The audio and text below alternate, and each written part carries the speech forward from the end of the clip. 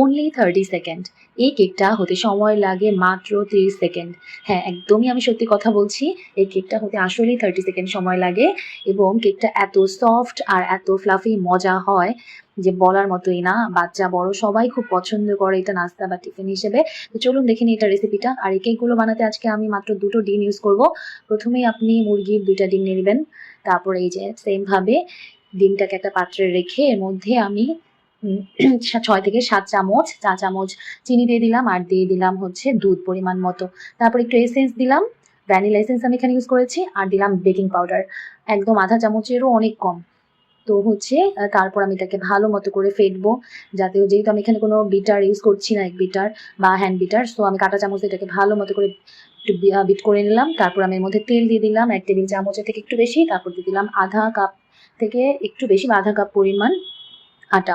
Normal আটা আমি এখানে ব্যবহার করছি, যেহেতু 2টা ডিম আধা কাপ পরিমাণ বা এর থেকে একটু কম দিতে পারেন। তারপর যখন আপনার এই মিশ্রণটা এরকম টেক্সচার, একটু ঘন টেক্সচারে চলে আসবে, তারপর হয়ে গেল আপনার মিশ্রণটা রেডি। খুবই সহজ প্রসেস। তারপর এটাকে আমি রেখে সেকেন্ড স্টেপে চলে গেলাম, যেটা ফাইনাল স্টেপ। আমি এরকম করে স্যান্ডউইচ মেকার নিয়ে নিয়েছি। তারপর এটাকে একটু হিট করে নেবেন 1 মিনিটের মতো। তারপর আপনি চাইলে তেল ব্রাশ করতে পারেন, আমি তেল ব্রাশ করা ছাড়াই এটা বানাচ্ছি। তো আমি এভাবে দিয়ে দিলাম আর ঠিক 30 সেকেন্ড টাইম লাগে, এর থেকে 1 সেকেন্ডও বেশি লাগে না।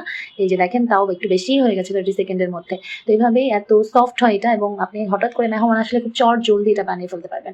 তো আমি এখানে যেহেতু 2টো ডিম দিয়ে এই কেকটা মেক করছি, এখানে আমার হচ্ছে 12টা পিস হয়েছে, বড় বড় 12টা স্লাইস কেকের। তো এই যে আমি 3 বারে আমার এই 12টা হয়ে গেছে, কারণ একবারে 4টা করে হচ্ছে স্যান্ডউইচ মেকারে। তো এই যে দেখেন, আমি প্রত্যেকটা স্টেপই আপনাদেরকে দেখিয়ে দিচ্ছি যাতে আপনারা খুব সহজে এটা বুঝতে পারেন। আমি এখানে কাঁটা চামচ ইউজ করছি। তো আপনি নর্মাল চামচ দিয়ে একটু মানে উঁচা করলেই এটা উঠে আসবে, এটা একদমই লাগে না। তো আপনি চাইলে প্রথম দিকে একটু অয়েল ব্রাশ করে নিতে পারেন। যেহেতু আমি রেগুলার ইউজ করি, এর জন্য আমার আর অয়েল ব্রাশিংটা লাগছে না, তো এভাবেই মানে উঠে আসছে। তো এই যে আমার লাস্ট বারেরটা দিলাম, ব্যাস হয়ে গেল। মজার, খুবই খুবই মজার এবং আমার বাচ্চাদের তো স্পেশালি খুবই পছন্দের একটা প্যান কেকও আপনি বলতে পারেন, নর্মাল কেকও বলতে পারেন এটাকে। Thank you everyone for watching the video.